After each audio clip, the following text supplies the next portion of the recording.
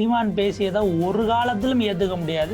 எந்த சூழலிலும் இப்படியான ஒரு விதண்டாவாதத்தை தெரிந்தே செய்யக்கூடிய விஷமத்தனங்களை நிச்சயமா அனுமதிக்க முடியாது. விஜய் தன்னை பெரியாரிஸ்ட், பெரியார் கொள்கைப்படி நடக்க போறேன்னு சொன்ன உடனே நமக்கு மார்க்கெட் இருக்காது அப்படிங்கிறதுக்காக பெரியார் எதிர்ப்பை வெளிப்படைத்தன்மைக்கு கொண்டு வந்துட்டாரு. திடீர்னு நாங்க இப்பதான் படிச்சோம். எப்போ நேற்றுக்கு நைட்டு உட்கார்ந்து படிச்சியா இல்ல முந்தா நேற்று நைட்டு உட்கார்ந்து படிச்சியா? எப்போது பார்ப்பனிய பண்ணையார்களின் பஜனை மடமாக மாறி போனதோ காங்கிரஸ் தூக்கி போட்டுட்டு வெளியில வர தமிழ் பெண்களுக்கான சமூக நீதியை பெற்றுக் கொடுத்தவர் தந்தை பெரியார். உனக்கு சில விஷயங்கள் தெரியும், பக்கத்துல இருக்கிறவன் சொல்லியிருப்பான், இருந்தாலும் உனக்கு வன்மம் ரொம்ப ஓவரா இருக்கு. வஉசிக்கு எவ்வளவு பெரிய துணையாக பெரியார் இருக்காரு. RSS காரன் இந்த குருமூர்த்தி, இந்த கூமுட்டமூர்த்தி இவங்க எழுதி கொடுக்கக்கூடிய ஒரு கட்டுரைகள் இருக்கு, ஒரு பேட்டர்ன் இருக்கு, அதை அப்படியே ஒப்பிக்கிறார். உனக்கு சுயமரியா கிடையாது, நீ கண்ட இடத்துல கை நீட்டணும், காசு வாங்கணும், உனக்கு காசு தான் முக்கியம், எங்களுக்கு சுயமரியா தான் முக்கியம், அதனால நம்ம பெரியாரிஸ்டா இருக்கும், நீங்க அடிப்படையில் ஒரு கிறிஸ்தவர். அதை சொல்றதுக்கு உங்களுக்கு ஏன் தைரியம் இல்லை?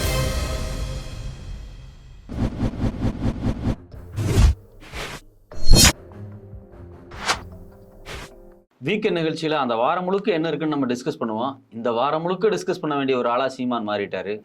சீமான் பேசியதை ஒரு காலத்திலும் ஏற்றுக்க முடியாது. எந்த சூழலிலும் இப்படியான ஒரு விதண்டாவாதத்தை தெரிந்தே செய்யக்கூடிய விஷமத்தனங்களை நிச்சயமா அனுமதிக்க முடியாது. வாரம் முழுக்க திட்டமிட்டு யாரை காப்பாற்ற இல்லை வேற ஏதோ ஒரு விஷயத்தை மடைமாற்றம் பண்ண பெரியார் குறித்து இந்த அவதூறுகளை அவர் எடுத்திருக்காரா அப்படிங்கிற ஒரு கேள்வி இருக்கு. தமிழ்நாடு முழுக்க 60க்கும் மேற்பட்ட வழக்குகள் பதிவு செய்யப்பட்டிருக்கு. அப்ப நீங்க தொடர்ந்து பெரியார் அப்படிங்கிறது நீங்க டிக்ளரே பண்றாப்புல திராவிடத்தை கருவறுக்கணும், அதுக்கு வேற யாருக்கா பெரியாரை அடித்தொழிக்கணுங்கிறத தான் அவர் வெட்டி சாய்க்கிறது அப்படிங்கிறத எப்படி அதனால இப்படி பேச முடியுது இல்ல. திரும்ப திரும்ப திரும்ப ஒரு உதாரணத்துக்கு வராங்க, லெனின் சிலையை உடைச்ச மாதிரி, முஜிபுர் ரஹ்மான் சிலையை உடைச்ச மாதிரின்னு வராங்க. ஒன்றும் இல்லை, இன்னைக்கு நண்பர் சீமான் அப்படின்னு ராஜா காலையில அப்படியே பொங்கிருக்காரு, மனசுல இருந்து அப்படியே பொங்குது. யாரையா நீ, நான் என் மனசுல இருக்கிறதெல்லாம் நீ திரும்ப திரும்ப பேசுறியா? இதே வார்த்தையை லெனின் சிலைகள் உடைக்கப்பட்டதை போல பெரியார் சிலை, ஈவேரா சிலை உடைக்கப்படும் ட்வீட் போட்டதுக்கு தான் 1 வருஷம் கன்விக்ஷன் வாங்கி இப்ப ஸ்டேல இருக்கு. அன்னைக்கு சீமான் என்ன சொன்னாரு? தொட்டுப்பார் முடிஞ்சா அப்படின்னாரு. இதே சீமான் தான். ஆனா வாழ்க்கையை எப்படி சுத்திட்டு வந்து இன்னைக்கு சீமான் அவர் சொன்ன அவர் ஸ்கிரிப்ட நேரடியா பேச, அதுக்கு அவர் ஆதரவு கொடுக்க அப்படிங்கிற இடத்துக்கு, அதாவது சீமான் பாத்தீங்கன்னா அவருடைய உண்மை முகம் வெளியே வந்துருச்சு. நாம இவ்வளவு நாளா நீ மறைச்சு வச்சு பேசிக்கிட்டு இருந்த எல்லா வன்மத்தையும் தனக்குள்ள மறைச்சு வச்சு பேசிட்டு இருந்தவர் இன்னைக்கு வெளிப்படையா பேச வேண்டிய சூழலுக்கு வந்துட்டார். அவர் உச்சபட்சமான கோபங்கள் எங்க வருது அப்படின்னா, விஜய் தன்னை பெரியாரிஸ்ட், பெரியார் கொள்கைப்படி நடக்க போறேன்னு சொன்ன உடனே நமக்கு மார்க்கெட் இருக்காது அப்படிங்கிறதுக்காக பெரியார் எதிர்ப்பை வெளிப்படைத்தன்மைக்கு கொண்டு வந்துட்டாரு. ஏற்கனவே அவர் பெரியார் எதிர்ப்பு உள்ள இருந்துச்சு. நீங்க 2011-12 வரைக்கும் பாத்தீங்க அப்படின்னா பெரியார் என்னுடைய அரசியல் ஆசான், அவருடைய வழி தந்தை, அவருடைய வழிதான் நடப்பினார். அதுக்கு பிறகு எங்களுக்கு தலைவர் கிடையாது, வழிகாட்டி. எப்போ? 2022 வரைக்கும், 22 நினைவு நாள்ல அவங்க அனுசரிச்சு அதுல பிரஸ் மீட் வரை கொடுக்குறாப்ல. ஆமா, பிரஸ் மீட்லாம் கொடுக்குறாரு 22 வரைக்கும். அப்புறம் திடீர்னு நாங்க இப்பதான் படிச்சோம். எப்போ? நேற்றுக்கு நைட்டு உட்கார்ந்து படிச்சியா இல்ல முந்தா நேற்று நைட்டு உட்கார்ந்து படிச்சியா இல்ல அதுக்கு ஒரு வாரத்துக்கு முன்னாடி உட்கார்ந்து படிச்சியா? நீ யோக்கியமான ஆளா இருந்தா நீ 2022லயே டிக்ளேர் பண்ண வேண்டியதானே? நீ தான் 2013-14லயே நீ என்ன சொல்ற? 2009 தேசிய தலைவர் பிரபாகரனை சந்தித்து வந்ததுக்கு பிறகு எனக்கு ஒரு வேற அரசியலுக்கு வந்துட்டு அப்படிங்கிற. அங்க ஈழத்துக்கு போயிட்டு வந்ததுக்கு அப்புறம் நீ என்ன பேசியிருக்கன்னு ஆடியோ இருக்கு, நேரடியா நிகழ்ச்சியில் நீ பேசியிருக்க வீடியோவே இருக்கு. அது என்ன பேசுற? பெரியாரை பத்தியும் அண்ணாவை பத்தியும் பிரபாகரன் புகழ்ந்து பேசுறாரு, நீ பேசுற வீடியோ இன்னமும் பொதுவெளியில அப்படியே இருக்கு. அப்படியே இருக்கு. இப்ப நான் என்ன கேட்கிறேன், நீ சொன்னது பொய்யா இல்ல அப்ப சொன்னது பொய்யா இல்ல இப்ப சொன்னது பொய்யா? உண்மையிலேயே அவர் சொன்னது உண்மையா? எது உண்மை? எது உண்மை? நீ வாயை திறந்து சொல்லு. நீ உலகத்துல எல்லாத்தையும் வச்சு, குறிப்பா இந்த மண்ணுல மறைந்த மனிதர்களை வச்சு எல்லாத்தையும் வச்சு பொய் பேசுறது உனக்கு ஒரு வழக்கமாக வச்சிருக்க. ரெண்டாவது, உனக்கு காலத்துக்கு ஒரு எதிரி. இங்க தமிழ் தேசியம் பேசிட்டு இருந்த, காலங்காலமாக தமிழ் தேசியம் பேசிட்டு இருந்த பெரும் தலைவர்களை எல்லாத்தையும் நீ தான் எதிரியாக்கியிருக்க. நீ அன்னைக்கு தியாகுவா இருக்கட்டும், இல்ல பொலினா இருக்கட்டும், இல்ல சுபவி தோழரா இருக்கட்டும், இவங்க எல்லாருமே ஆழமான திராவிட இயக்க மரபில் இருந்து தமிழ் தேசியம் பேசினவங்க தான், இன்னைக்கு வரைக்கும் பேசிட்டு இருக்கவங்க தான். திராவிட இயக்கம் பேசாத தமிழ் தேசியமா? நீங்க 83க்கு பிறகு அப்போ ஒரு எழுச்சி ஏற்பட்டது இல்லை? இங்க அவங்க இருந்து சில வேலைகளை செஞ்சுட்டு போவதற்கான சூழல்களை செய்தவர்கள் இன்றைக்கு அமைதியாக இருக்கிறார்கள் என்பதற்காக நீங்க இப்போ தான் பிரிக்காத மாவட்டத்துல கலெக்டர் ஆஃபீஸ்ல போராடினவருங்கிற மாதிரி சொல்லலை. அதுதான் 83 ஜூலை கலவரத்துக்கே நான் தான் திட்டம் திட்டி கொடுத்தேன், ஏன்ட்ட கேட்டுட்டு தான் செஞ்சாங்கிறது தான் இப்போ நீங்க சொல்லலை. நான் ஒரு மனுஷனை இவ்வளவு பொய் பேசி இந்த உலகத்துல பார்த்தே இல்லை. உண்மையிலேயே என்ன சொல்லுவாங்க அப்படின்னா, வயசு ஆக ஆக முதிர்ச்சி வரும். முதிர்ச்சி வர வர பார்த்தீங்க அப்படின்னா நம்ம வந்து நமக்கே கூச்சமா இருக்கும். ஏப்பா சின்ன வயசுல ஸ்கூல் படிக்கும்போது போய் பேசணும், காலேஜ் படிக்கும்போது அப்படி இப்படி பித்தலாட்டம் பண்ணோம், ஏதோ தப்பு பண்ணிட்டோம். மெச்சூரிட்டி வரும்னு பார்த்தா ரொம்ப மோசமான ஒரு இடத்த நகர்ந்திருக்காரு. இப்போ இந்த பேச்சு எடுத்துங்க, பெரியாருக்கும் சமூக நீதிக்கு என்ன சம்பந்தம்னு கேட்குறேன். சிம்பிளான விஷயம். 1925 பெரியார் காங்கிரஸை விட்டு ஏன் வெளியே வந்தார்? எதுக்காக வெளியே வந்தார்? காங்கிரஸ் கட்சியை தூக்கி எறிஞ்சிட்டு வந்தார். அன்னைக்கு திருவிக்கா காங்கிரஸ் எல்லாம் வந்தாரு. காஞ்சிபுரம் மாநாட்டில் வேண்டான்னு ஏன் சொன்னாரு? எதுக்கு சொன்னாரு? சமூக நீதிக்காக வேண்டான்னு சொல்லிட்டு வந்தார். தமிழ்நாட்டில் நீதி கட்சி வகுப்புவாரி பிரதிநிதித்துவத்தை கொண்டு வந்தப்ப தன்னுடைய பத்திரிகையில் குடியரசில் புகழ்ந்து வாழ்க முத்தையான்னு எழுதுனது யாரு? பெரியார். வரவேற்று எழுதுனது யாரு? பெரியார் தான் எழுதினாரு. அப்ப அவருடைய போராட்ட காலகட்டம் பாத்தீங்க அப்படின்னா காங்கிரஸ்குள்ள இருந்தாலும் சமூக நீதிக்காக தான் பேசினாரு. காங்கிரஸ் விட்டு வெளியே வந்தாலும் சமூக நீதிக்காக தான் வெளியே வந்தார். நான் என்ன கேட்கிறேன், அவர் காங்கிரஸ்லயே இருந்து முதலமைச்சராக இருக்க முடியாதா? ராஜாஜி ஆனாரு, ஏன் பெரியாரால முதலமைச்சராக இருக்க முடியாது? தமிழ்நாட்டுக்கு இல்ல மெட்ராஸ் பிரசிடென்சிக்கு அசால்ட்டா இருக்க முடியும். நீ எனக்கு சமூக நீதிக்கான உரிமையை கொடுக்கல, உன் கட்சியே வேண்டாம், உன்னை ஒழிச்சிருவான்னு சொல்லி வெளியே வந்தார். எப்போது பார்ப்பனிய பண்ணையார்களின் பஜனை மடமாக மாறி போனதோ காங்கிரஸ் தூக்கி போட்டுட்டு வெளியில வர்றாரு. சமூக நீதிக்கு அவருக்கு என்ன சம்பந்தம், பெண்ணுரிமைக்கும் அவருக்கு என்ன சம்பந்தம்னு ஆதாரம்னா ஆதாரத்தை பெண்ணுரிமை. நான் என்ன கேட்கிறேன், இந்த தமிழனுடைய வரலாறுல 2000 வருஷம் தமிழ்நாட்டுடைய வரலாறு, தமிழனுடைய வரலாறுல தமிழ் பெண்களுக்கு சொத்துல உரிமை வேணும்னு கேட்ட ஆணித்தரமாக கேட்ட முதல் தலைவன் தந்தை பெரியார். 1929 சுயமரியாதை இயக்க மாநாட்டில் வெறிப்படையா கேட்கிறாரு. பிற்பாடு 1989 கலைஞர் ஆட்சி காலத்துல பெண்களுக்கு சொத்துல உரிமை கிடைக்குது. இப்ப நான் என்ன கேட்கிறேன் அப்படின்னா, சொத்துல உரிமை கேட்டது இந்திய மண்ணுல 2 பேர் தான். ஒன்னு தந்தை பெரியார், இன்னொன்னு அண்ணல் அம்பேத்கர். ஹிந்து பில் வரும்போது அவரும் கேட்கிறாரு. அவர் ஏன் கோச்சிட்டு காங்கிரஸ் விட்டு வெளியே போறாரு? அண்ணல் அம்பேத்கர் வெளியே போனதுக்கான காரணம் என்ன? பெண்களுக்கு சொத்துரிமை கொடுக்க மாட்டேன்னு சொன்னாங்க இந்து பில்ல. சோ அப்ப பிரச்சனை எங்க வருது அப்படின்னா, இந்த மண்ணுக்காக, குறிப்பாக தமிழ் மண்ணில் தமிழ் பெண்கள் இன்னைக்கு கௌரவமாகவும் சுயமரியாதையோடும் நிக்கிறாங்க அப்படின்னா அவங்க இன்னைக்கு அடைஞ்சிருக்கக்கூடிய தன்னுடைய குடும்ப சொத்திலிருந்து உரிய பாகத்தை, இப்போ நீங்க பெரும்பாலும் பார்த்தீங்க அப்படின்னா பெண்களுக்கு காலங்காலமாக சொத்து கொடுக்கப்படாம தான் இருந்துச்சு. இன்னைக்கு அவங்களுக்கு ஒரு ப்ராப்பர்ட்டி இருக்கு, அவங்களுக்கு ஒரு கௌரவம் இருக்கு. கணவனால் நாளைக்கு ஏதாவது தொந்தரவு வந்தா கூட தன் சொந்த சொத்தை வச்சு அவங்க தன்னுடைய இன்னைக்கு வந்து சிங்கிள் மதராகவே தைரியமா வாழ்றாங்கன்னா எப்படி வாழ்றாங்க? ஸோ இது ஒரு பாரம்பரியமா அவங்களுக்கு கிடைச்ச அந்த சொத்துரிமை தான். ஸோ இதை வாங்கி கொடுத்து பெரியார் என்ன கேட்குறேன், பெரியாருக்கும் சமூக நீதிக்கு என்ன சம்மதம்? தமிழ் பெண்களுக்கான சமூக நீதியை பெற்றுக் கொடுத்தவர் தந்தை பெரியார். அதில் மாற்று கருத்து இருக்கான். தேவதாசி ஒழிப்புக்கு யாரெல்லாம் ஆதரவா இருந்தாங்க, யாரெல்லாம் எதிர்ப்பா இருந்தாங்க? சுயமரியாதை இயக்கமும் பெரியாரும் அதை ஒழிச்சாகணும்னு முடிவு பண்ணாங்க. அதுக்கான நீதி கட்சியினுடைய வேலை திட்டத்தில் எல்லாத்திலையும் உள்ள போய் உட்கார்ந்தாரு பெரியார். அன்னைக்கு ஆதரவா நின்றவன் பேர்லாம் எடு, அவன்லாம் எந்த ஆளு, என்ன மொழி பேசினவன்? ஸோ அப்போ அவன் தமிழ் பேசினா அப்படிங்கிறதுக்காக அவன் கொள்கையை நம்ம ஏத்துக்கணுமான்னு கேட்கிறேன் நான். இது எப்படி இருக்கு? இந்த இந்த பாலிடிக்ஸே ரொம்ப ரொம்ப அக்லியா இருக்கு. இது ஒரு அனலாஜியா அவர் வைக்கிறதே முதல்ல தப்பு. இதை விட அவர் சொன்ன அந்த ஆபாசமான ஸ்டேட்மெண்ட் இருக்குல்ல, நீ பெரியார் சொன்னதை எடுத்து கோட் பண்ணி சொல்லி இருந்தீங்கன்னா அது வேற. எங்க சொன்னாருங்கிறதுக்கு எங்கெங்க இருக்கு அப்படி ஒரு ஸ்டேட்மெண்ட்டை? நீங்க வந்து உங்களுடைய உடல் இச்சையை தீர்த்து கொள்வதற்கு அதுக்கு மேல நம்மளால சொல்ல முடியாது. வேணாம் அந்த வார்த்தையை. இது பேசி இருந்தா நீ கேள்வி கேட்கறது எந்த விதமான மாற்று கருத்தும் கிடையாது. பெரியார அவரவருடைய பார்வையிலிருந்து மாற்று கருத்து வைக்கதான் சொன்னவர். அவரு எனக்கு எதிராக மாற்று கருத்து இருக்கக்கூடாதுன்னு சொன்ன தலைவர் கிடையாதுங்கிற இடம் இருக்குல்ல. சொன்னதை சொல்லுங்கன்னா ஒரு தேதி சொன்னாங்க, அது அவரு சொல்லல, அவங்க கட்சிக்காரங்க தம்பிகள் போட்டாங்க, எடுத்து அந்த 4 பக்கத்தையும் எடுத்து ரிலீஸ் பண்ணியாச்சு. கொடுத்தாங்க. தமிழனுடைய வரலாறுல வெகுஜன அரசியலில் பொது வாழ்க்கையில் தமிழ் பெண்களை நேரடியாகவே அணிதிரட்டி கொண்டு வந்தது சுயமரியாதை இயக்கம். அதுல எந்த மாற்று கருத்து கிடையாது. அகில இந்திய முழுக்க காந்திய இயக்கங்கள் இது மாதிரியான போராட்டங்களுக்கு மக்களை அணிதிரட்டி கொண்டு வந்துச்சு. அப்ப அகில இந்தியா முழுக்க இடதுசாரி இயக்கங்களுக்கு ஒரு பங்களிப்பு இருக்கு. தமிழ்நாட்டில் திராவிட இயக்கம் தான் பெண்களை இவ்வளவு பெரிய மாசா களத்துல கொண்டு வந்து இறக்குனது. தந்தை பெரியாருக்கு பெரியார் என்ற பட்டத்தை கொடுத்தது யார், எந்த மேடையில் கொடுக்கப்பட்டாங்க, எந்த ஆண்டு கொடுக்கப்பட்டாங்க, யார் கொடுக்கப்பட்டதுங்கிற அடிப்படை அறிவு சீமானுக்கு இருந்துச்சுன்னா பெண்களுக்கு பெரியார் என்ன செஞ்சாருன்னு புரியும். உனக்கு சில விஷயங்கள் தெரியும், பக்கத்தில் இருக்கிறவன் சொல்லியிருப்பான், இருந்தாலும் உனக்கு வன்மம் ரொம்ப ஓவரா இருக்கு. அந்த வன்மத்தை கக்குற நீ. தந்தை பெரியாருக்கு பெரியார் என்று பட்டம் கொடுத்தது தமிழ்நாட்டில் சின்ன பிள்ளைகளை கூட தெரியும். அதை கொடுத்தது யாரு, எந்த மாநாட்டில் கொடுக்கப்பட்டுச்சு, என்ன காரணங்களுக்காக கொடுக்கப்பட்டுச்சு அப்படின்னு நல்லாவே தெரியும். நான் என்ன கேட்குறேன், தமிழ்நாட்டில் இந்திய எதிர்ப்பு போராட்டத்தில் பெரியார் எவ்வளவு காலம் சிறையில் இருந்திருக்காருங்கிற அறிவு கூட உனக்கு தெரியாது. அண்ணாதுரை எவ்வளவு காலம் சிறையில் இருந்தாருன்னு உனக்கு தெரியாது. வைக்கம்ல போராட்டம் 4 மாசம் யார் ஜெயிலில் இருந்தா? அங்கேயும் ஜெயிலில் இருக்காரு, இங்கேயும் வந்து திருப்பி உள்ள பிடிச்சி போடுறாங்க. அப்போ கோயில் நிலைவு போராட்டத்தில் இருக்காரு, பெண் விடுதலை பத்தி பேசுறாரு, தேவதாசி ஒழிப்பு பேசுறாரு, வெளிப்படையா சுயமரியாதை இயக்க மாநாட்டில் பேசுறாரு. நம்ம பிள்ளைங்க முடி வெட்டிக்கணும், நல்ல பேண்ட் சட்டை போட்டுக்கணும், சீருடை பணியில போகணும் அப்படிங்கிறாரு. நீங்க வந்து போலீஸா போங்க, மிலிட்டரிக்கு போங்க, நீங்க ட்ரெயினை ஓட்டுங்க, பிளைட்டை ஓட்டுங்கன்னு அவர் பேசுறாரு.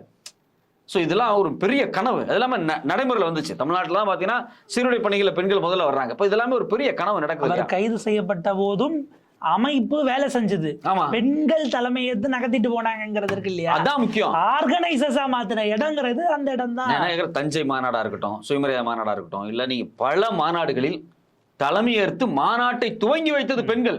பொம்பளை பசங்க வராதிங்க, பொது வாழ்க்கைக்கு வராதிங்க, ரோட்ல நடக்காதீங்க, நீங்க உள்ள படிக்க கூடாது இப்படின்னு சொன்ன இடத்துல வா வந்து நிகழ்ச்சியில கலந்துக்க, நீ தான் நிகழ்ச்சியை துவங்கி வைக்க போறன்னு சொன்ன தைரியம் யாருக்கு வந்துச்சு? அவருக்கு தான் வந்துச்சு. உங்க தலைமையில நாங்க பேசுறோம், நீங்க தொடங்கி. நீங்க கரெக்டா சொன்னீங்க, அழகா சொன்னீங்க. நீங்க துவங்கி வைங்க, நாங்க பேசுறோம். அந்த யாரு? அவர் தான் சொன்னாரு. நான் கேட்கிற சித்த மருத்துவத்துக்கு மாநாடு போடுறாரு, பெண்களுக்கு மாநாடு போடுறாரு, தமிழ் இசைக்கு மாநாடு போடுறாரு, எல்லாத்துக்கும் செய்யறாரு. தமிழ் மருத்துவம்னு சொல்ற சித்த மருத்துவத்துக்கு யாரு மாநாடு, தனி மாநாடு போட்டது? அவர் தான் போடுறாரு. தமிழ் இசைக்கு மாநாடு யார் போடுறது? அவர் தான் போடுறாரு. அப்ப இதெல்லாம் நீங்க மறைக்கிற. சீமான் சொல்லக்கூடிய பெரிய பெரிய தலைவர் வஉசி இருக்காரு, அவங்க இருக்காங்க, பேசல. வஉசிக்கு எவ்வளவு பெரிய துணையாக பெரியார் இருக்காரு. சலபதி இப்ப சாகித்ய அகாடமி பரிசு கொடுத்திருக்காங்க அவருக்கு. அவருடைய நூலுக்கு கிடைச்சிருக்கு விருது. அவருடைய நூலை முதல்ல சீமான் படிச்சு பார்த்தாரா? அதாவது காங்கிரஸ்லயே இருந்தாலும் உரிய மரியாதை கொடுக்கப்படலை. யாருக்கு? வஉசிக்கு. காங்கிரஸ்காரங்க கொடுக்கல. டு பி பிராங்க் என்ன அப்படின்னா, அவர் சொத்தெல்லாம் இழக்கிறாரு. பிற்பாடு அவருக்கு கப்பல் கட்டுற நிறுவனம் உருவாக்கும் போது அவருக்கு பணம் திரட்டி கொடுத்ததுல பெரியாருக்கு பங்களிப்பு இருக்கு. ஆய்வாளர்கள் எடுத்து ஆதாரத்தை வச்சிருக்காங்க. நீ பேச தயாரா? கடைசி காலத்துல வஉசி என்ன சொன்னாரு? எல்லார் வீட்லயும் பெரியார் படம் வைங்கன்னு சொன்னாரு. நான் நினைக்கிறேன் நீ வஉசி பேச்சை கேட்கறவன் தானே, அவரு பெரியார் பேச்சை கேட்கிறவரா இருக்காரு. அவர் சொன்னது நீ செய்வியா? ஸோ விஷயம் என்ன அப்படின்னா, இவருக்கு ஏத்த மாதிரி RSS காரன், இந்த குருமூர்த்தி, இந்த கூமுட்டமூர்த்தி, இவங்க எழுதி கொடுக்கக்கூடிய ஒரு கட்டுரைகள் இருக்கு, ஒரு பேட்டர்ன் இருக்கு, அதை அப்படியே ஒப்பிக்கிறார். இப்போ ஸோ இதெல்லாம் அவரை பொறுத்த வரைக்கும் தமிழர் அப்படிங்கிற அடையாளமா இருக்கு இல்லையா அந்த அரசியல், அதனுடைய மையமா இருக்கு இல்லையா திராவிட இயக்கம், பெரியார் அப்படிங்கிறத, இதை மொத்தமா காலி பண்ணணும். அப்பதான் ஆரியம், பார்ப்பனம், சனாதனம், இந்துத்துவா இதெல்லாம் வந்து உட்கார முடியும். பெரியார் போட்டு வச்சிருக்கக்கூடிய அந்த ரோட்டை பேத்து எடுத்து ஒன்றும் இல்லாமல் பண்ணிட்டா புதுசா ஒரு ரோட இந்துத்துவா ரோட போடலான்னு பிளான் பண்றாங்க. தம்பி, அதை நீ பேத்து எடுக்க முடியாது. பல பேர் அதுக்கு ட்ரை பண்ணிட்டாங்க, டயர்ட் ஆயிட்டாங்க, ஊரை விட்டே போயிட்டாங்க. நீயும் முயற்சி பண்ணு, டயர்ட் ஆவ. ஆனா ஒரு நல்ல விஷயம், நீ இப்போ வந்து பெரியார் எதிரின்னு சொல்ற, நீ சொல்லு. நீ உள்ள வச்சுட்டு வஞ்சகமா வேலை பார்த்தே வேலை அதெல்லாம் முடிஞ்சிருச்சு. நீ நேரடியா சண்டைக்கு வந்து நாங்களும் டிக்ளேர் பண்ணிட்டு வர்றோம். இந்த மண்ணுக்கு அவருடைய பகுத்தறிவு என்ன செஞ்சிருக்கு, அவருடைய சமூக நீதி என்ன செஞ்சிருக்கு, அவருடைய பெண்ணுரிமை என்ன பேசியிருக்குங்கிறத நம்ம பேசுவோம். நீ அதை விட்டுட்டு இவ்வளவு நாளா வஞ்சகமா வேலை பார்த்தார். இப்ப நமக்கு இவரோட டோன் பாத்தீங்கன்னா அப்படியே எக்ஸாக்டா அண்ணாமலை, ஹெச்ராஜா பர்ஃபெக்டா பொருந்தது. அதெல்லாம் மொத்தமா வசமா அவர் வந்து சிக்கிட்டாரு. அவர் இனிமேல் வச்சு செய்ய போறாங்க. அடுத்த பிரஸ் மீட்டுக்கு எப்படி ஈவேரான்னு வந்துருவாரு. ஆமா ஆமா வேறதான் சொல்லிட்டு கரெக்ட். அடுத்த பிரஸ் மீட்டுக்கு ஈவேரான் வந்துருவாரு. இப்ப இது ஒரு குரூப் இருக்கு, இந்த குணா. இப்ப இந்த அவங்க எல்லாம் பெத்து போட்ட சில குட்டிகள் இருக்கு. யார்? இந்த பாரிசாலன் ஒருத்தன், இந்த மன்னர் மன்னன், இவங்க எல்லாம் காலையில எந்திரிச்ச உடனே ஃபேஸ்புக்கை போய் பாருங்க.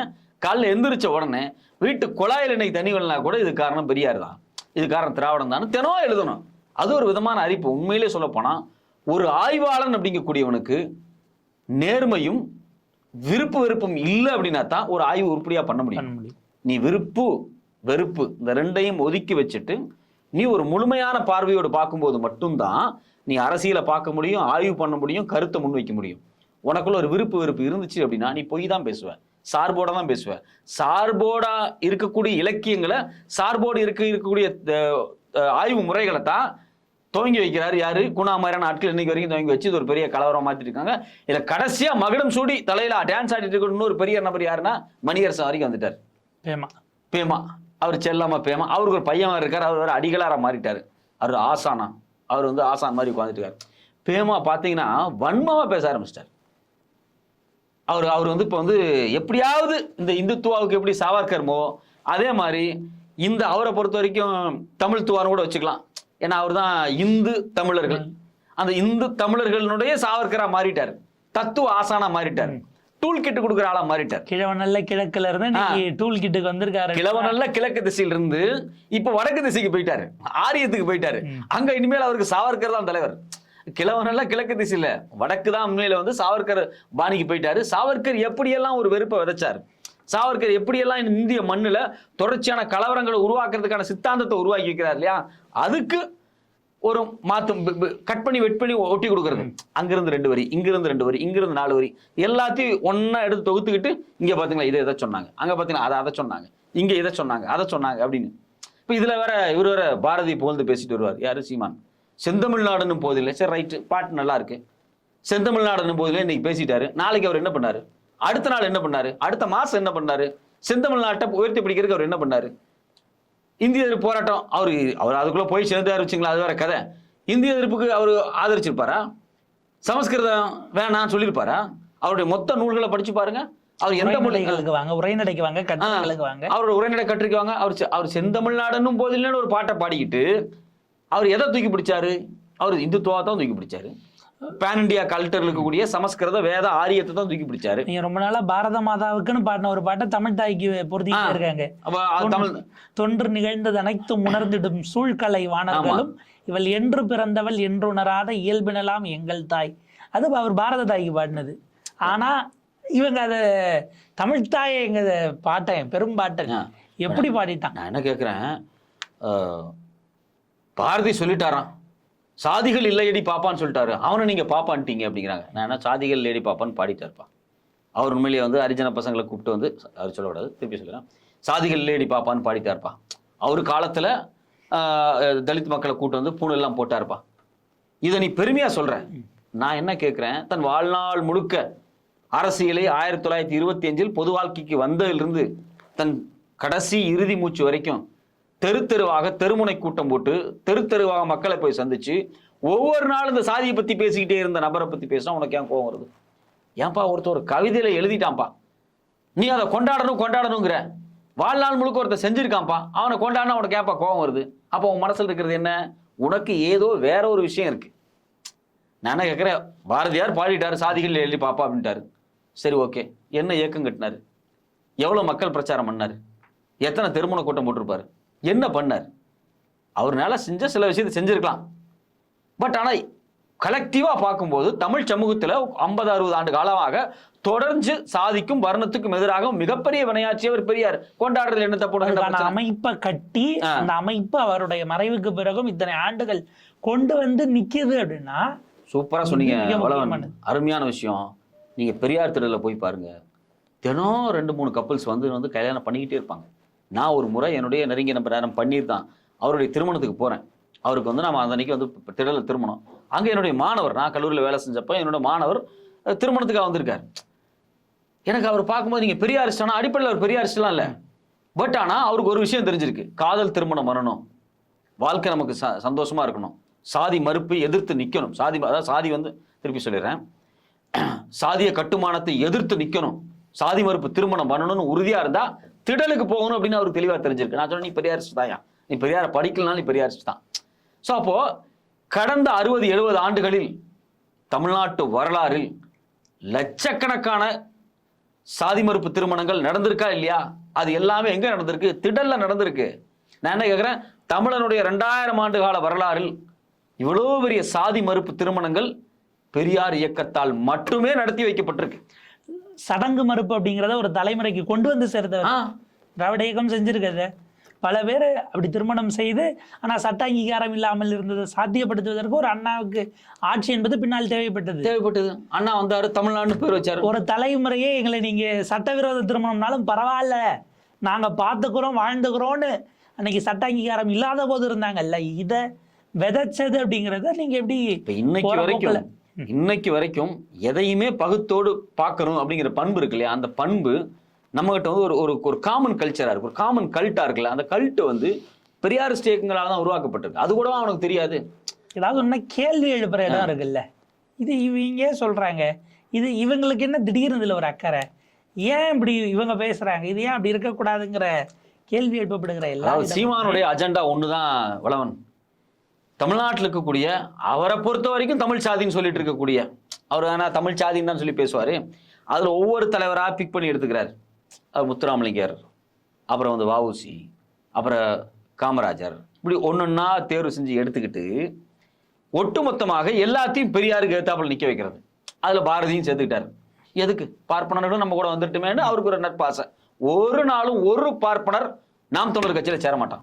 இது வரைக்கும் நான் என்ன கேட்குறேன், நீ நாம் தமிழர்னு சொல்கிறேல்ல, பிராமணர்களை நீ தமிழர்னு சொல்கிறல்ல, உன் கட்சியில் எத்தனை பிராமணர்கள் இருக்கான்? நீ தமிழனா ஏற்றுக்குவ, அவன் ஒன்று ஏற்றுக்க மாட்டான். அதைத்தான் ஏன் பெரியார் சொல்லிட்டு போனார். அவங்க வஉ சிதம்பரம் பிள்ளையவே ஏற்றுக்கல. தமிழ் இந்துன்னு சொன்ன பிறகு மணியரசன் அமைப்புல கூட யாரும் சேரலையா? நான் என்ன கேட்குறேன், ஏங்க அவங்க வஉசியை கைவிட்டவங்க பார்ப்பனர்கள். பிற்பாடு பார்ப்பனர்கள் குறித்தும் இந்த வகுப்பாரி பிரதிநிதித்துவம் குறித்தும் ஒரு முடிவுக்கு வர்றாரு வஉசி. அது குறித்த கட்டுரைகளே இருக்கு. அவர் வேற திருக்குறள்ல கடவுள் வாழ்த்தே சந்தேகத்துக்குரியது வேற யாராச்சும் சேர்த்திருப்பாங்கிற நிலைப்பாடெல்லாம் எடுத்த பிறகு அவரை எப்படி உள்ள சேர்ப்பாங்க? நான் என்ன கேட்கிறேன், எப்பா நீ வந்து பிராமணர்களையோ இல்ல ஆரிய சித்தாந்தத்தையோ நீங்க வந்து தமிழுங்க, இந்த தமிழ் அந்த தமிழ் இந்த தமிழ் எழுதுங்க, நீங்க என்ன வேணாலும் சொல்லுங்க, ஆனா உன்னை அவன் ஏத்துக்க மாட்டான். அதுக்கு என்ன பதில்? அது நீ போய் காலில் விழுந்து கிடக்க போறியா? அந்த அவமானம் உனக்கு தேவைதானா? உனக்கு சுயமரியாதை கிடையாதான்னு பெரியார் கேட்டார். நாங்கள் பெரியார் வழியில் நிற்கிறோம். எங்களுக்கு சுயமரியாதை வேணும்ப்பா. சுயமரியாதை விட்டு கொடுத்துட்டு நம்ம வாழ முடியாது. சுயமரியாதை தான் அடிப்படையான ஒரு பண்பு. நாங்கள் அந்த இடத்துல நிற்கிறோம். நீ நிற்கலை, உனக்கு சுயமரியாதை கிடையாது. நீ கண்ட இடத்துல கை நீட்டணும், காசு வாங்கணும், உனக்கு காசு தான் முக்கியம். எங்களுக்கு சுயமரியாதை தான் முக்கியம். அதனால நம்ம பெரியாரிஸ்டாக இருக்கோம். அவங்க வந்து காசுக்காக போகிறாரு. அதுக்கு மற்ற ஜாதி தலைவர்கள் எல்லாத்தையும் ஜாதியாக ஒன்றிணைச்சிக்கிட்டாரு. அவங்க ஜாதி பார்த்தாங்களோ இல்லையோ ரெண்டாவது விஷயம். ஜாதியாக ஒன்றிணைச்சிக்கிட்டு சண்டை போடுறது போய் சோகால்டு சோஷியல் இன்ஜினியரிங் யார் பேட்டர்ங்கிறத எல்லாருக்கும் சூப்பராக சொன்ன வளவல். இதை வட இந்தியாவிலிருந்து தென்னிந்தியா வரைக்கும் ஜாதிக்கு உள்ள போய் ஒரு தலைவனை சூஸ் பண்ணி இவன் தான் அவங்க தலைவன், இவனுக்கு பின்னாடி ஒரு ஜாதி இருக்கு, அந்த ஜாதிக்கு ஒரு பெரிய புராண கதை இருக்குன்னு இந்தியா முழுக்க எஸ்டாப்ளிஷ் பண்ணிருக்கிறது ஆர்எஸ்எஸ் காரன். Same pattern. கரெக்டாக பாயிண்ட் பிடிச்சிங்க. சேம் பேட்டர்ன், அதே பேட்டர்ன்.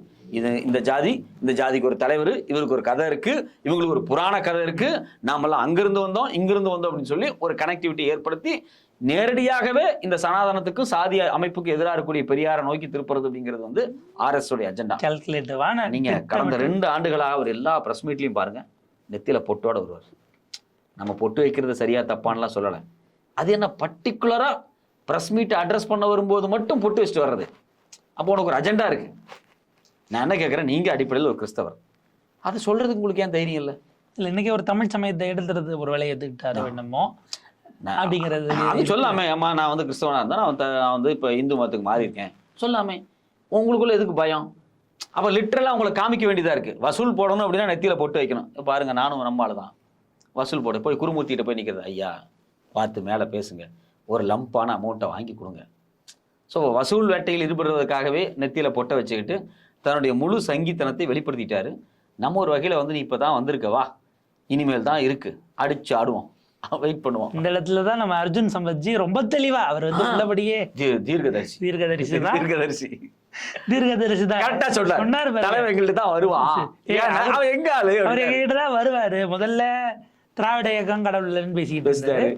அப்புறம் இப்ப என்ன முருகன் கடவுள்னாரு, தமிழ் முருகனை ஏத்துக்கிட்டாரு, அடுத்து சிவனை ஏத்துக்கிட்டாரு, சைவ சமயம். இப்ப வந்து கிருஷ்ணரை மாலோன் அப்படின்னு சொல்லிட்டாரு. நாங்க சொல்றதுதான் ஒரு தமிழ்ல சொல்றாப்ல, நீங்க சமஸ்கிருதத்துல சொல்றது. கடைசியா வந்து எங்க கிட்ட சேர்ந்து இந்து மக்கள் கட்சியில சேர்ந்து வரனாரு. அந்த கான்பிடன்ஸ் எல்லாம் உள்ளபடியா இந்து மக்கள் கட்சியில சேர மாட்டாரு, நாம் தமிழரை ஓம் தமிழரா மாத்திடுவார். அதை இந்து மக்கள் கட்சியினுடைய முக்கியமான பிராண்டா மாத்திடுவார். அதை எல்லாம் சொல்லுவாங்க, நாம் தமிழரை ஓம் தமிழரா மாத்திடுவாரு. ஏற்கனவே அது ஓம் தமிழரா தான் இருக்கு. தம்பிகள் நிலைமைதான் மனவேதனையாக இருக்கிறது. இல்ல இப்ப அண்ணனுக்கு பக்கத்துல அவர் வந்து பெரிய ஆழமான மாதிரி பக்கத்துல எதுவும் வளர முடியாது. இவர் போய் அங்க ஜாயின் பண்ணாரு. அர்ஜுன் சம்பத் என்னவா இருக்கிறது உள்ளபடியே. அவர் பையனுக்கு எதிர்காலம் என்ன ஆகும்? அவர் வேற ஜெயிலுக்கெல்லாம் போய் முயற்சி பண்ணி பயங்கர அட்டம்ப்டை போட்டு அவருக்கு ஒரு பேக்ரவுண்டை கிரியேட் பண்ண முயற்சி பண்றாரு. தம் பையனுக்கு ஏதாவது வீடு கட்டி கொடுங்க. வாரிசு அரசியல் அவர் வாரிசு அரசியல் எதிர்த்துக்கிட்டு தாம் பையனை கொண்டு இருக்கிற 10 பேர் கொண்ட எது அவர் கட்சிக்கு தலைவராக்க முயற்சி பண்றாரு. தலைவராக்கி அடுத்து போஸ்டிங் வாங்க முயற்சி பண்றாரு. வேலைகள் போஸ்டிங் அவர் போடுறது தானே. அவர் என்ன வாங்கிட்டு, ஏன்னா அவர் ராமகோபாலன் ஏன் பிரிஞ்சு வந்தாருங்கிறது அவருக்கும் ராமகோபாலனுக்கு மட்டும்தான் தெரியும். அந்த காலகட்டத்திலே சொல்லுவாங்க. அண்ணாமலை, ஐயோ எங்க அண்ணன் சீமான் என்ன தப்பா சொல்லிட்டாரு, அவருக்கு சொன்னது அத்தனைக்கு ஏன்ட்டு ஆதாரம் இருக்கு. கொடு. நான் ரிலீஸ் பண்றேன்னு 24 மணி நேரத்தை கடந்து 30 மணி நேரம் ஆச்சு. ஆதாரம் ஏன் ராஜா, நீ கட்டின வாட்சுக்கே இன்னும் பில்லு ரிலீஸ் பண்ணல, அதே 6 மாசமா பில்லு இல்லாம சுத்திக்கிட்டு இருக்கு. நான் என்ன, நீ கட்டியிருக்க வாட்ச் 1 வருஷம் ஆச்சு. 1 வருஷம் ஆயிடுச்சு. பில்லுக்கு அதுக்கு பில்லை கொண்டு வா, அப்புறம் இந்த கண்ட கதையெல்லாம் பேசு. நீ பேசுற பொய்யே அளவில்லாம இருக்கு. அவன் தினம் வீடியோ போட்டுக்கிட்டு இருக்கான், அண்ணாமலை பொய்கள், மோடி பொய்கள் அப்படின்னு டெய்லி கண்டென்ட்டா பொய் கண்டென்ட் கொடுத்துட்டு. மோடி பொய்களுக்கெல்லாம் புத்தகம் போட்டாச்சு.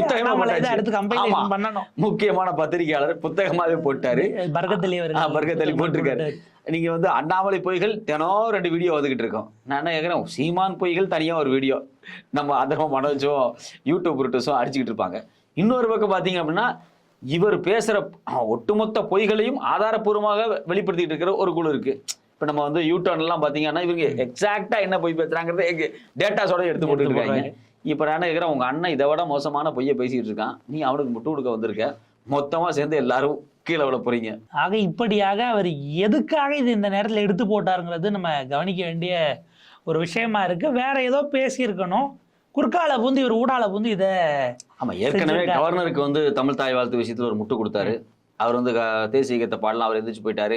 அவர் போனது நியாயம் தான், நீங்க எழுதி கொடுத்து படிப்பீங்களா, ஏதோ ஒரு கதை. முதல் நாள் தமிழ்நாட்டை விட்டே வெளியே போக வேண்டியது. ஆமா, அடுத்து 48 மணி நேரம் கழிச்சு அவர் எந்திரிச்சு போனதுல என்ன தப்பு அப்படின்னு கேட்க வேண்டியது. நீங்க பொய்யா எழுதி கொடுத்தா அவர் எப்படி படிப்பார்? நீங்க பொய்யா பேசிக்கிட்டு அரசியல் பண்ணலையா, பிரஸ் மீட் கொடுக்கலையா? தம்பிகள் எல்லாம் போய்கிட்டு இருக்காங்க. அது புரிஞ்சதுனாலதான் அவங்க ஒரு பக்கம் நடந்துட்டு இருக்காங்க. இன்னைக்கு ஆக்சுவலா என்ன சிக்கி இருக்கணும், எது பேசு பொருளாக இருக்கணும் அப்படின்னா, கடந்த 4 நாட்களாக யூஜிசியினுடைய வரைவு அறிக்கை தமிழ்நாடு முதலமைச்சர் ஒரு தனி தீர்மானம் கொண்டு வந்து பாஜகவில் இருக்க 4 பேரை தவிர ஒருமனதாக தீர்மானம் நிறைவேற்றப்பட்டிருக்கிறது. அதிமுகவிலிருந்து பாமகவிலிருந்து அத்தனை பேரும் ஒரே புள்ளிக்கு வந்திருக்காங்க. தமிழ்நாட்டினுடைய கல்வி சூழலை அழிப்பதற்கு இது செய்யக்கூடிய வேலை. மோடி அரசு திட்டமிட்டு எங்களுடைய உயர்கல்வியை சிதைக்க பார்க்குது அப்படின்னுட்டு கடுமையான விஷயங்களை பேசியிருக்காங்க. அது உள்ளபடியே வந்து நமக்கு அதிர்ச்சியா இருக்கு. ஆமா, அதாவது இந்தியா முழுக்க இருக்கக்கூடிய மாநிலத்துக்கு கவர்னரா போடக்கூடிய ஆட்கள் எல்லாருமே பார்த்தீங்கன்னா ஆர்எஸ்எஸ் பேக்ரவுண்டோட இருக்கக்கூடிய ஆர்எஸ்எஸ் ஐடியாலஜி ஏற்றுக்கக்கூடிய பியூரோக்ராட்ஸாக இருக்காங்க. நீங்கள் கோர் ஆர்எஸ்எஸ் டீமை தாண்டி இவங்க என்ன பண்ணுறாங்க, சூஸ் பண்ணும்போதே ஐஏஎஸ், ஐபிஎஸ், ஐபி டைரக்டர்ஸு இந்த ஆட்களை கொண்டு வந்து கவர்னராக போட்டுட்டு அதுக்கு கீழே இருக்கக்கூடிய யூனிவர்சிட்டிஸுக்கு கீழே இருக்கக்கூடிய விசி அப்பாயின்மெண்ட் பொறுப்பை இவங்கள்ட்ட கொடுக்கறது என்னன்னா டைரக்டாகவே ஆர்எஸ்எஸ் காரங்களா தேர்வு செஞ்சு லாபியை கிரியேட் பண்ணி செனட்டை கிரியேட் பண்ணி அதுல இருந்து ஒருத்தர் விசியா போறதுக்கான வேலையை ஓப்பனாவே செய்ய ஆரம்பிச்சாங்க. எதுக்கே அதுக்கப்புறம் நாங்க பயந்துக்கிட்டு வெளிப்படையே எல்லாத்தையும் நாங்க தூக்கி கபலீகரம் பண்ண போறோங்கிற எண்ணத்துக்கு வந்ததுதான் இது. இவ்வளவு நாள் இதுல இன்னொன்னு நம்ம கவனிக்கணும், அரசியல்வாதியா நம்ம கவர்னரா போட்டோம்னா அவங்க அரசியலை நம்ம கிட்டயும் பண்ணிடலாம். இந்த ஒபீடியன்டா அந்த யூனிஃபார்ம் சர்வீசஸ்ல ஒரு ஒபீடியன்ட் சொல்லுவாங்க இல்ல, அவங்க வந்து அந்த இதுதான் குதிரைக்கு கட்டின மாதிரிதான், அது அப்படியே தான் இருக்குங்கிறதுனால கூடுதல் ஒபீடியன்ஸ்க்கும் இவங்களுக்கு கவுத்து விட்டுறக்கூடாது. 1, 2வது தனியா போனாலும் அவங்க சர்வே ஆக மாட்டாங்க. அதுக்கு மிகச்சிறந்த எடுத்துக்காட்டு தமிழ்நாட்டில் இருக்க 2 பீஸ், ஒன்னு ஆர்.என். ரவியும் இன்னொன்னு அண்ணாமலையும். ஐபிஎஸ் ஆனா என்ன கேட்கிறேன், அண்ணாமலையை பாஜக தலைவர் போஸ்ட்ல இருந்து நாளைக்கு தூக்கிட்டாங்கன்னா இந்த தெருவில் நடந்து போனா கூட எவனும் மதிக்க மாட்டான். உன் கூட சுத்திட்டு இருக்க 10 பேரும் பாஜக தலைவருங்கிறதுனாலதான். அதே மாதிரி கவர்னர் ரவி நாளைக்கு கவர்னர் போஸ்ட் இல்லைன்னு வச்சுங்களேன், அவர் டெல்லியில் ஒரு வீடு கட்டிட்டு இருக்காராம், அதில் போய் அமைதியாக உட்காந்து ஊஞ்சல் தான் ஆடிட்டு இருப்பார். அவருக்கு வேற ஒன்றும் இல்லை. நான் என்ன கேட்குறேன், அதுக்கு பிறகு உங்களுக்கு பொலிட்டிக்கல் லைஃபே கிடையாது, ஃபியூச்சரே கிடையாது, சிந்தனையே கிடையாது. இந்த நீங்கள் சொன்ன மாதிரி கரெக்டாக சொன்னீங்க, பியூரோக்ரஸியில் சல்யூட் அடிச்சு மேலதிகாரிக்கு ஒபீடியண்டா இருந்து எனக்கு நீ ஒபீடியண்டா இரு, நான் உனக்கு தான் நான் பிஸ்கட் போறேன் சாப்பிடு. அதான் நீங்க மோடி செஞ்சதை நீங்க ஒரு நாளும் செய்ய மாட்டாங்கிறது மோடிக்கு தெரியும், நல்லா தெரியும். அந்த பல்ச புடிச்சதுனாலதான் no no no only bureaucrats with Hindutva ideology. Nitin கட்கரியோ சிவராஜ் சிங் சௌஹானையோ ஏன் நீங்க நம்பர் 2 இல்ல அடுத்த இடத்துலயோ வைக்கிறதுக்கு உங்களுக்கு அவ்வளவு தயக்கம்னா அது அவ்வளவு. நிதின் கட்கரி மகாராஷ்டிராவினுடைய முதலமைச்சராக கூடவா தகுதி இல்லாத மனுஷன், நீ அவரை கூடவே மாட்டேங்கிறிய. மத்திய பிரதேசனுடைய முதலமைச்சராக இருந்த செல்வாக்கா இருந்தவரை பிடிச்சி அடிச்சு கொண்டு நீ இப்ப கொண்டு ஒரு கேபினெட் போஸ்ட்ல உட்கார வச்சுட்டு ஒண்ணு இல்லாம பண்ணிட்டீங்க. ஹரியானால இருந்து மனோகர்லால் கட்டார் எல்லாம் பாத்துக்கிட்டு தான் இருக்காங்க, எல்லாரும் வெயிட் பண்ணிட்டு இருக்காங்க, ஆர்எஸ் சேர்ந்து வெயிட் பண்ணுது. நிதின் கட்கரிக்கு கொடுத்திருந்திருக்கலாம், ஆனா கடைசி வரைக்கும். ஆனா இந்திய வரலாற்றிலேயே இவ்வளவு ஆண்டுகள் தொடர்ச்சியாக ஒரே டிபார்ட்மெண்ட்டுக்கு 3 டென்யூர்லயும் அவருக்கு அதே போஸ்டிங் தான். சாலை போக்குவரத்து, நெடுஞ்சாலைத்துறை அப்படிங்கிறது தான் அவருக்கான போஸ்டிங்காக இருக்குது. அவரை தொட முடியல அப்படிங்கிறது அது ஆர்எஸ்எஸ்னுடைய சாய்ஸ் அப்படிங்கிறதாக நம்ம பார்க்க வேண்டியிருக்கு. இப்போ இதில் இவங்க இந்த துணைவேந்தர் போடப்படாமல் தமிழ்நாட்டில் இன்னைக்கு பல பல்கலைக்கழகங்கள் இருக்குது. அது என்ன காரணம்னா இந்த கவர்னர் ஒரு வேலை ஏற்கனவே பண்ணுற அடாவடி தான்.